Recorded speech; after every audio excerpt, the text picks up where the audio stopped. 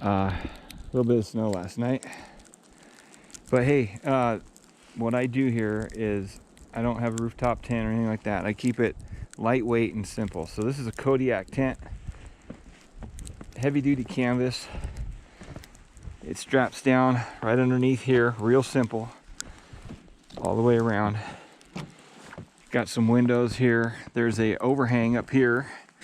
You can see right in there with another vent. And that's really nice if you want to use your pass-through window between your truck. You can do that. I don't know why you would, but if you want to. But you can see here it's a good 2-3 inches of snow on top, and no problem at all. Kept me really warm and draft free. As long as you, I mean, this has got a little bit of extra here, but these can expand to a larger bed. This is a 5-foot bed. It goes over the tailgate right here. So you get about, I don't know, 6 feet plus of space to sleep in, which is more than plenty. And I got a buddy heater inside. And honestly, it's about 30 degrees outside. My little buddy heater makes it sweating hot in there in about 10 minutes. So I turned it on when I go to, right before I go to bed.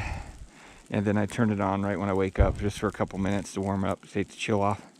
So the back's got a nice little overhang here also. And you can see it's pretty substantial. There's a metal pole, steel poles hold the entire structure up. There's three of them on the inside, and then one for each awning. And they're really, really strong. And of course, you got either vented doors or solid doors, and heavy duty zippers all the way around. No problem in snow and bad conditions like this. And this actually underneath has got like a waterproof layer here, and it slips right over your tailgate and really seals it off nice. But you can see that it's handling the snow with no problem. And even wind, it doesn't flap around or anything. It's a really tight fit. And you don't have to worry about knocking the snow off or anything. I haven't touched it. It just kind of breaks free and slides right off when it's necessary. And so that whole thing only weighs about 40 pounds and takes me about 10 minutes to set up. Lots of videos online how to set it up. There we are, Kodiak. They're well known for heavy duty cold weather canvas tents. So yeah, I mean, I love it. I've been using it for a while, and I prefer this way over any kind of a rooftop tent just because it's light. It's not attached to the vehicle, so when I'm at home I can toss it in the garage.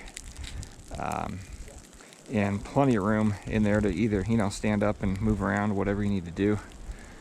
And I have a Prinsu rack on there. It's kind of buried, but the Prinsu rack has, you know, there's no problem interfering with the tent, and even with a couple of gear boxes on top and stuff. So you don't have to worry about that. And then if you have a bigger bed, this goes up to again, this is a 5-foot Tacoma, and if you have a 6-foot, this works on that as well. So if you upgrade your truck down the road, you can easily use the same tent, which is a cool deal. Or if you sell it or something like that. Obviously completely waterproof and so forth too. So little mesh bags on the inside for your gear, little hanging hooks, all that kind of stuff. Really, really functional.